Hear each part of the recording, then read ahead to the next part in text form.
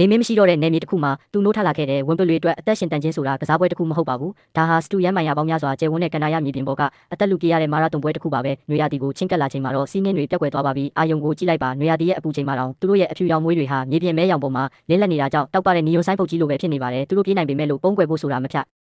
နိုင်တော့ပါဘူး။မွေးဖွားရာသီဖြစ်တာကြောင့်အခြေအနေတွေကပိုပြီးတင်းမာလာခဲ့ပါတယ်။အဖြူရောင်အရိပ်တွေပေါ်လာတဲ့အခါမှာတော့ယုံမလေးဟာစိတ်မကောင်းစရာရွေးချယ်မှုတစ်ခုကိုလုပ်လိုက်ရပါတော့တယ်။သူကသူ့ရဲ့သားငယ်တွေကိုစွန့်ပစ်လိုက်တာမဟုတ်ပဲလူသက်သမားတွေကိုလမ်းလွဲအောင်ဆွဲဆောင်မှုအတွက်အသက်ရှင်လျက်လှည့်စားတဲ့အသေးခံဖြစ်ဆောင်ရွက်လိုက်တာပါ။မိခင်နဲ့မတူပဲပေါက်စလေးတွေကတော့ကြောက်တုံးတွေနဲ့အယောင်တူတဲ့ညုံမွေးမွေးအမွေးတွေနဲ့မွေးဖွားလာကြတာကြောင့်အကောင်းဆုံးအသွင်ပြောင်းနိုင်စွမ်းရှိကြပါတယ်။တိတ်ဆိတ်လေးလေးအန်ရပိုးမြ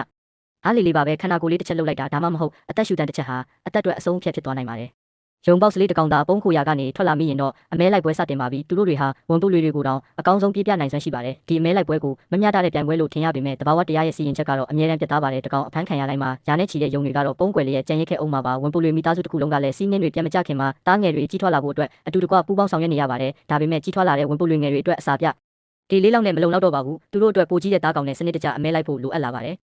အရွယ်ရောက်ပြီးတဲ့ယုံတွေဟာတနာရီကိုမိုင်40အထိပြေးနိုင်ပါတယ်သူတို့ကိုဖမ်းမိဖို့အတွက်ဝန်ပုတ်တွေဟာအုပ်စုလိုက်ဝိုင်းဝန်းလိုက်ရပါတယ်ဝန်ပုတ်တွေတကောင်ကအမီးကိုကိုက်မိလူနီးပါချင်းကပ်ချိန်မှာနောက်ထပ်ဝန်ပုတ်တွေကဘေးကနေပိတ်ဆို့လိုက်ကြပါတယ်ဒါပေမဲ့ယုံတွေကတော့ချက်ချင်းဆိုသလိုဥတီယာကိုပြောင်းလဲပြေးနိုင်စွမ်းရှိပါတယ်အကယ်၍သူတို့တွေခွေခောက်ပြေးလွှတ်နိုင်မယ်ဆိုရင်ဝန်ပုတ်တွေကိုကျော်လွန်နိုင်ပါလိမ့်မယ်တခါတရံမှာတော့တားကောင်ဟာအနိုင်ရပြီးလူရကွင်းပြင်ကြီးတဲ့ကိုလွတ်မြောက်သွားဒါတတ်ပါတယ်